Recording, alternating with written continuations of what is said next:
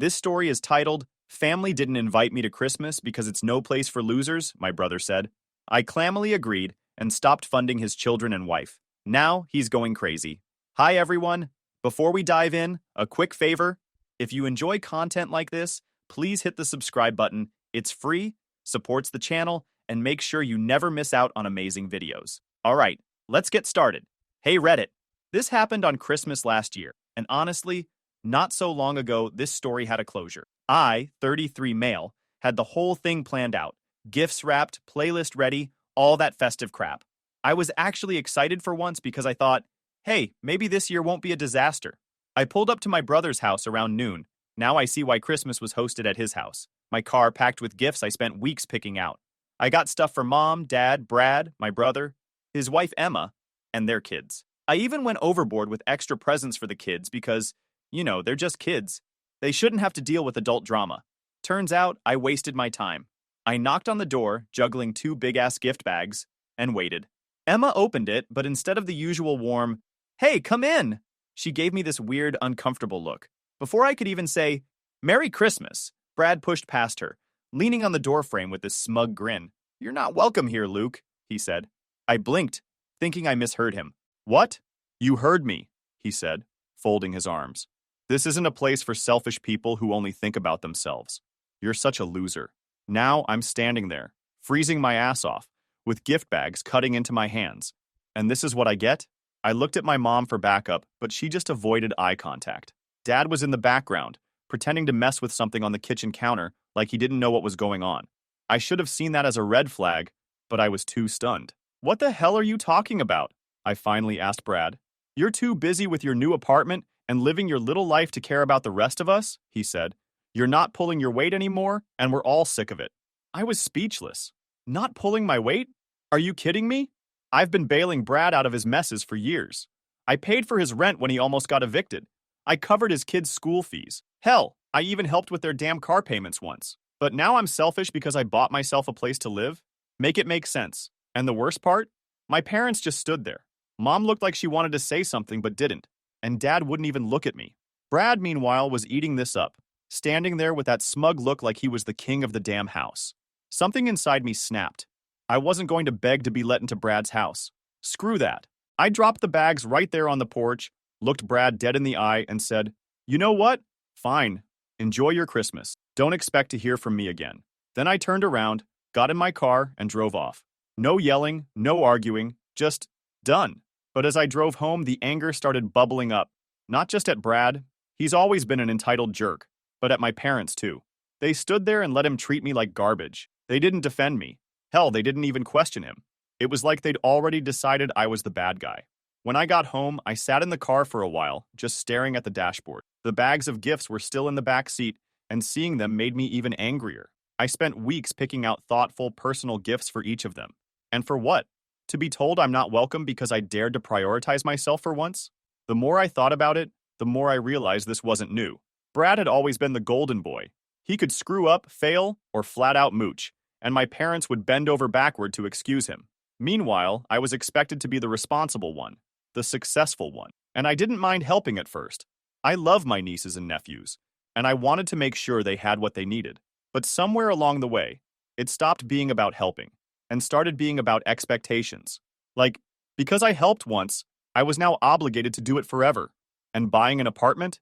Apparently that was my crime. Never mind that I worked my ass off to save up for it while still supporting Brad's family. Never mind that it's a 1-bedroom in a not great part of town, because it's all I could afford. To them, it's proof that I'm selfish. By the time I got inside, I was seething.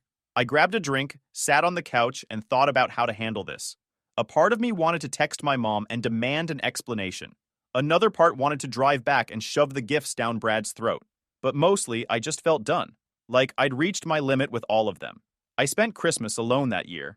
And yeah, it sucked at first. I tried to distract myself with movies and takeout, but it wasn't the same. Still, by the end of the night, I felt, okay, better even. For the first time in years, I wasn't stressing about Brad's bills or trying to keep my parents happy. I was just me. And you know what? That felt like a gift in itself. 2 days after Christmas, I was just starting to enjoy the peace and quiet. No texts from Brad, no guilt-tripping calls from Mom, No weird passive-aggressive messages from Emma. It was like I'd been given a break from a toxic job I didn't even know I'd signed up for. Then my phone buzzed with a message from Mom. "We need to talk. Please meet us." I stared at it for a while. A part of me wanted to delete it and keep going with my new, stress-free life. But another part, maybe the part that still wanted answers, decided to see what they had to say. So I agreed to meet them at a local diner. I showed up late on purpose. If they wanted to talk to me so badly, they could wait a little. When I got there, Mom was already sitting at a booth with Dad, both of them looking tense. The second I slid into the seat across from them, Mom started. "We didn't mean for things to get so out of hand," she said, her voice soft like that would magically make everything better. "Brad was just emotional." I raised an eyebrow. "Emotional? Is that what you call kicking me out of Christmas?" Dad sighed, rubbing his temple like this was exhausting for him. "Look, Luke, we didn't agree with everything Brad said, but you let him say it," I cut in. "You didn't stop him. You didn't defend me. You just stood there." That shut them up for a second. Mom fiddled with her coffee mug while Dad looked out the window, like he was hoping a tornado would sweep him away. Finally, Mom said, "It's not that simple." "Really?" I leaned back, crossing my arms. "Explain it to me then. Make it simple." Mom took a deep breath, like she was trying to gear up for a tough conversation. "It's just, you've changed, Luke. You bought that apartment, and it's like your priorities shifted. You used to be so supportive of the family, always helping out when Brad needed it. But now?" She trailed off, not finishing the sentence, but I got the point. "But now what?" I pressed. "I'm selfish because I finally did something for myself? Because I stopped handing over money every time Brad screws up?" Mom winced. "It's not about the money. It's always about the money," I shot back. "Brad's the one who made it about that. I've been helping him for years, and suddenly I'm the bad guy because I decided to keep some of my paycheck. Give me a break." Dad finally spoke up, his tone annoyingly calm, like he was trying to mediate. "We're not saying you're a bad guy, Luke, but Brad's had a rough couple of years. You know how hard it's been for him to keep a job." "Yeah, because he doesn't try to keep one," I snapped. "He hops from gig to gig, blows through whatever money he makes, and then comes crying to me. And you guys just let it happen." "That's not fair," Mom said, defensive now. "He's doing his best. He's got a family to take care of." "And whose fault is that?" I countered. "Not mine. He chose to have kids. He chose to get married. But somehow, I'm the one paying for it?" Mom's face flushed, and I could tell she was getting upset. "Families help each other, Luke. That's what we do." "No, that's what I do," I corrected her. "All I've ever done is help.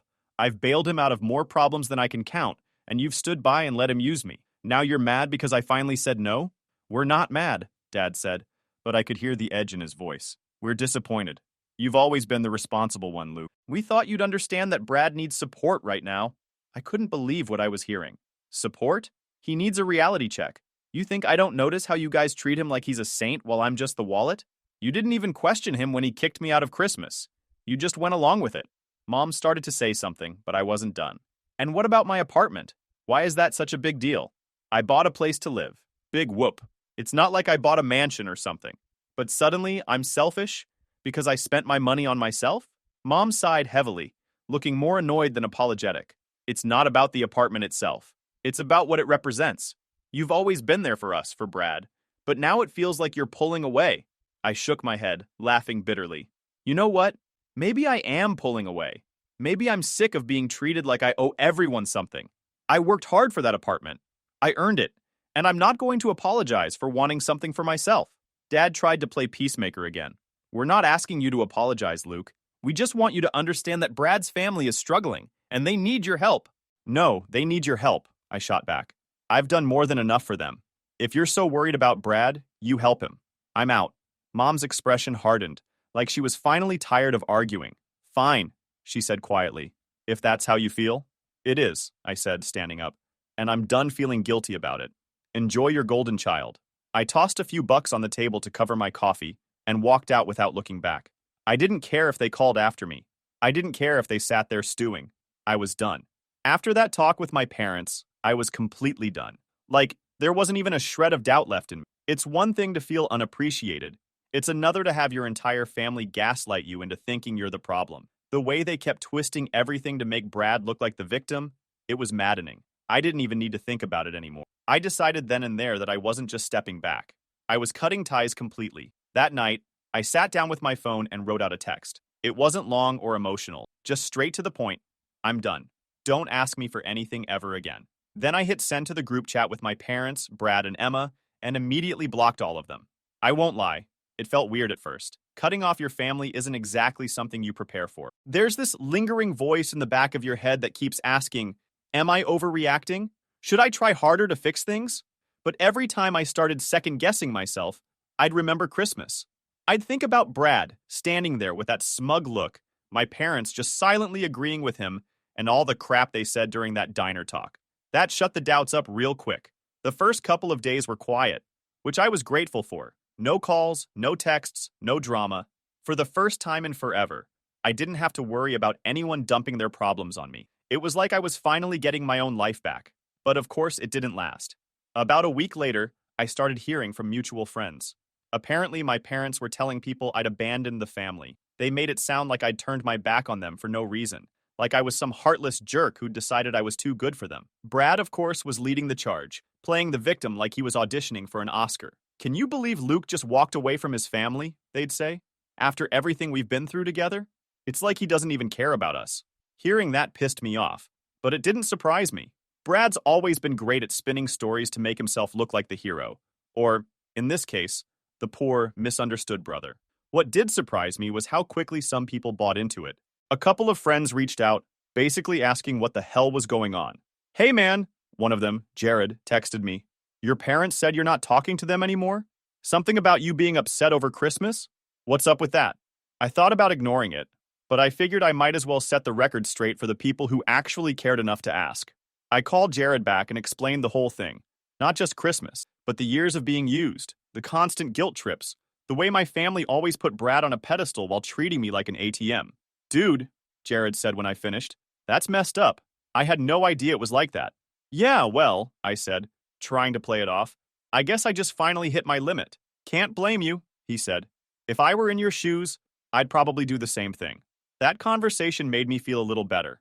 Like maybe I wasn't the crazy one after all. But for every Jared, there were at least 2 other people who bought into my parents' sob story. I started seeing vague, passive-aggressive messages on Facebook from some of my extended family members. Stuff like, family should always come first, no matter what. Some people need to remember that.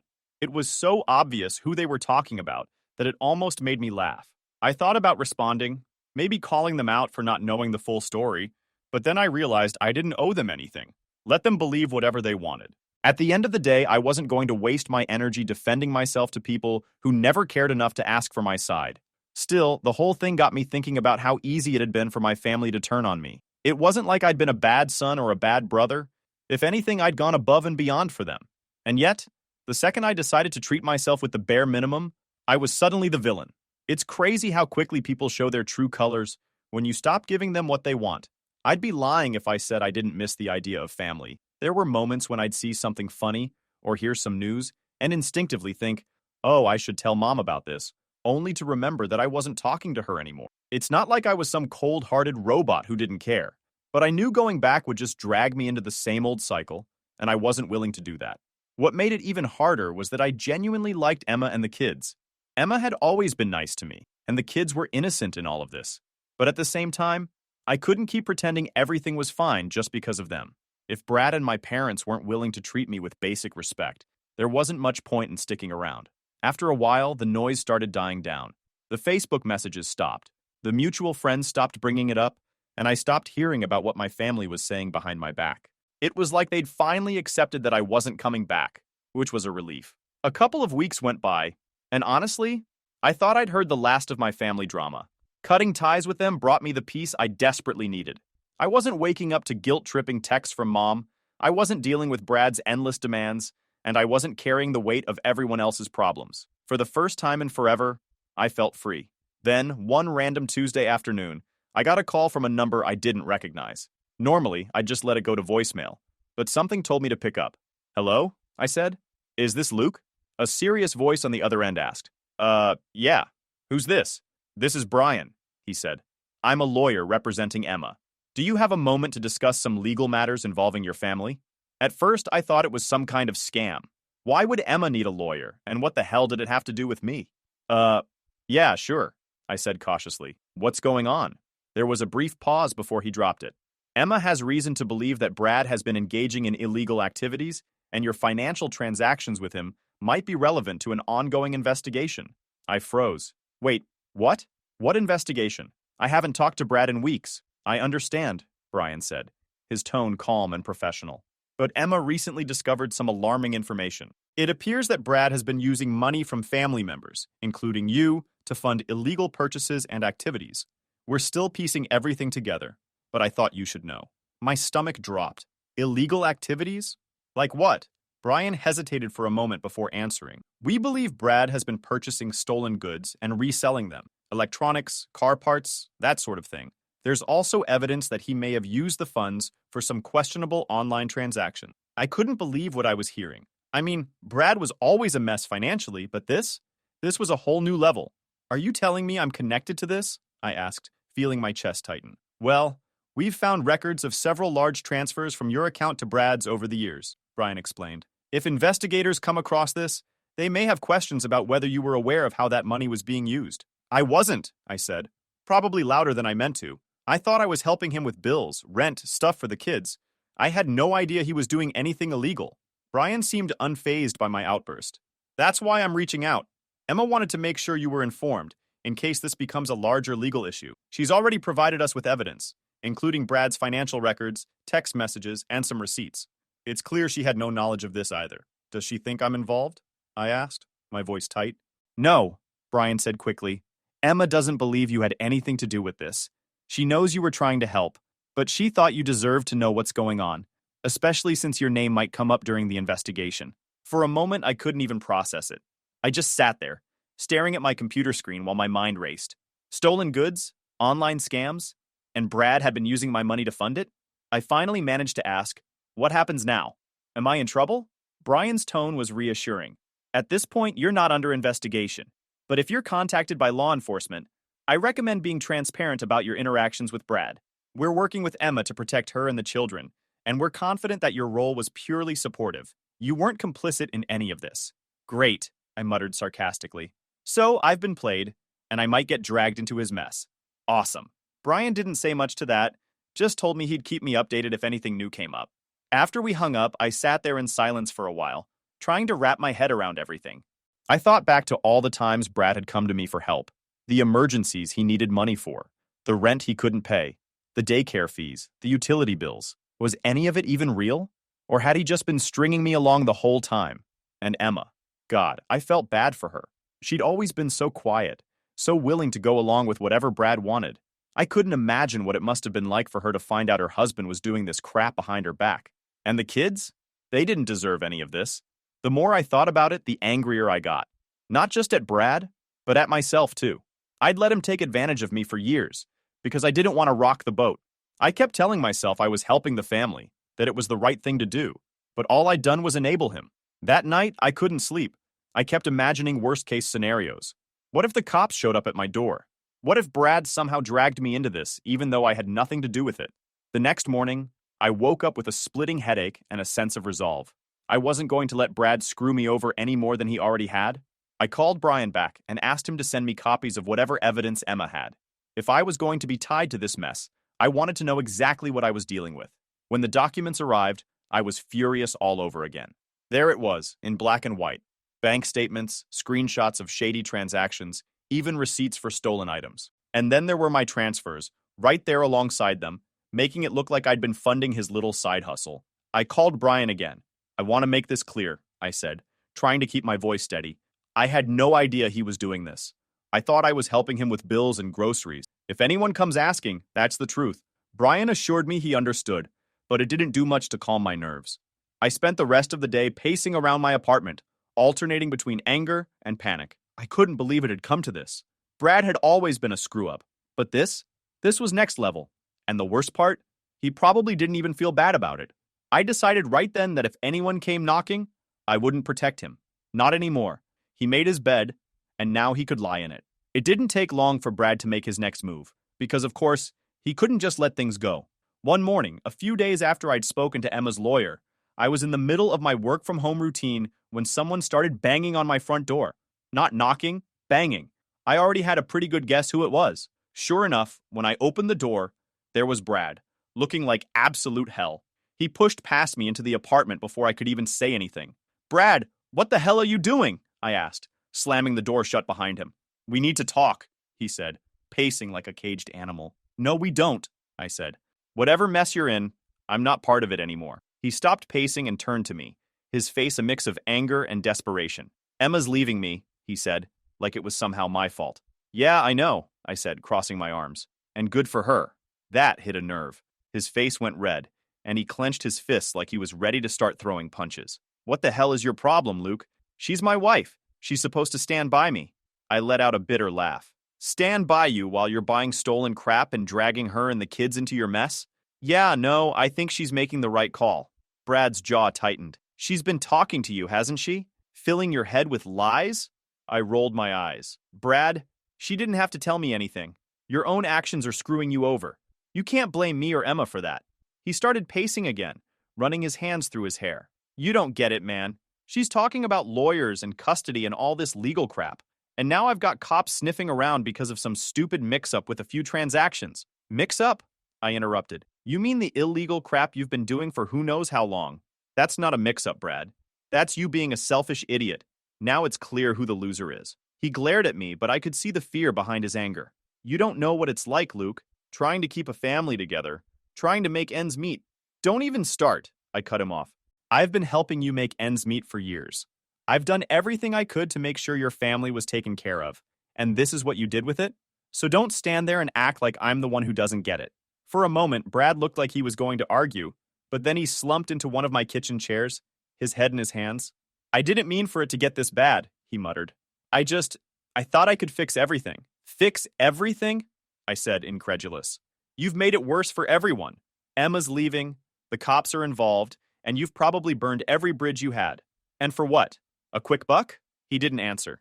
He just sat there, staring at the table like it held the answers to all his problems. Finally, he said, You're my brother, Luke. Can't you help me one last time? I laughed, and not in a nice way. One last time? You've been saying that for years, Brad. Every time you screw up, it's just one last time. Well, guess what? This time, I'm done. You're on your own. He looked up at me, his eyes wide with disbelief. You don't mean that. Oh, I do, I said firmly. I meant it when I told you and everyone else I was done. I've spent years cleaning up your messes, and all it's gotten me is a front row seat to this train wreck. So no, I'm not helping you. Not with this. Not ever again. Brad jumped to his feet, his chair scraping loudly against the floor. Fine, he snapped. If you want to abandon your own family, go ahead. But don't come crying to me when you need something. I raised an eyebrow. When have I ever needed anything from you? Seriously, name one time. He opened his mouth like he had a response ready, but nothing came out. After a few seconds, he just stormed past me to the door. Screw you, Luke, he said over his shoulder before slamming the door behind him. I stood there for a moment, letting the silence settle. My heart was racing, and my hands were shaking a little, but I didn't feel bad. If anything, I felt relieved. Brad could try to guilt-trip me all he wanted, but I wasn't falling for it anymore. That evening, I sat down and thought about everything he'd said. The whole "you're my brother" argument kept replaying in my head, but it didn't hit the way it used to. I used to feel obligated to help him because he was family. I'd tell myself it was my duty, that I couldn't just let him fail. But now I realized that being family didn't mean letting someone walk all over you. Brad had made his choices. He chose to lie, to get involved in illegal crap, and now he was dealing with the consequences. It wasn't my job to fix his life. It never was. The next day, I got a text from Emma. Did Brad come by? He's been acting erratic, and I'm worried about what he might do. I told her about the visit, sparing her the more colorful details, and reassured her that I wasn't letting him drag me back into his mess. She thanked me and said she was taking steps to protect herself and the kids. Hearing that made me feel better. At least someone was making smart decisions in all of this. Brad, on the other hand, was spiraling, and there wasn't much anyone could do about it, least of all me. When I got a text from Emma a couple of weeks later, I wasn't totally shocked. It was a simple message. Hey, can we talk? I need your help. At first, I wasn't sure if I wanted to get involved. I mean, I'd finally managed to cut Brad off, and even though Emma and I had always gotten along, she was still part of that mess. But something about her tone, or maybe just the fact that I still felt bad for her and the kids, made me agree to meet her. We met at a quiet coffee shop on a weekday afternoon. She looked tired, like she hadn't slept in days, but there was a determination in her eyes that I hadn't seen before. It was like she'd reached her own breaking point and wasn't going to back down this time. I'm leaving him, she said as soon as we sat down.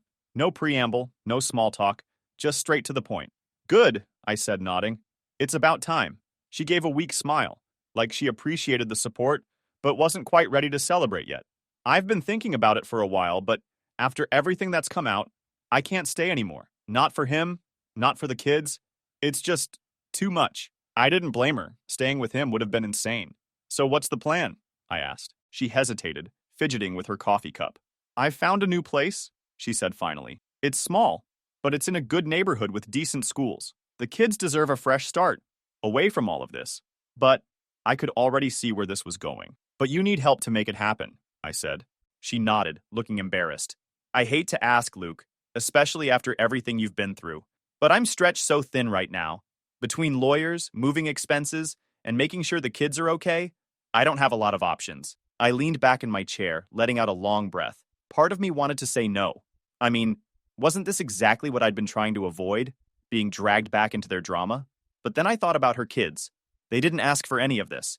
They didn't deserve to grow up in a household where their dad was constantly screwing up and their mom was stuck cleaning up the mess.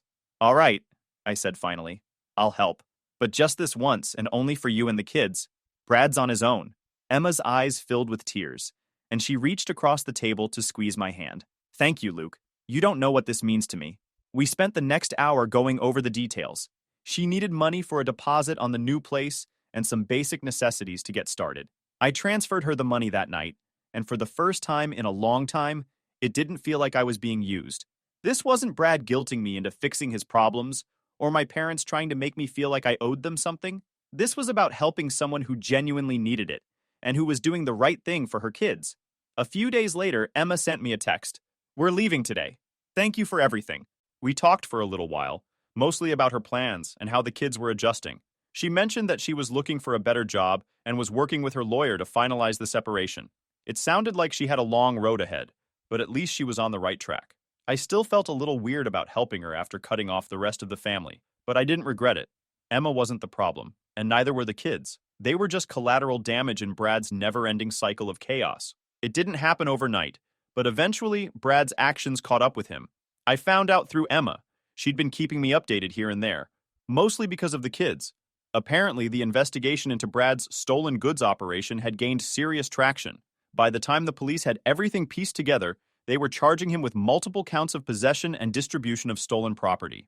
Honestly, I wasn't surprised. Brad had been pushing his luck for years, and it was only a matter of time before the house of cards came tumbling down. What did surprise me, though, was the fact that my name came up during the investigation.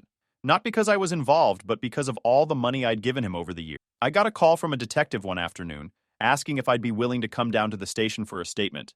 Even though I knew I'd done nothing wrong, my stomach was in knots. I couldn't shake the fear that somehow Brad's mess would drag me down with him.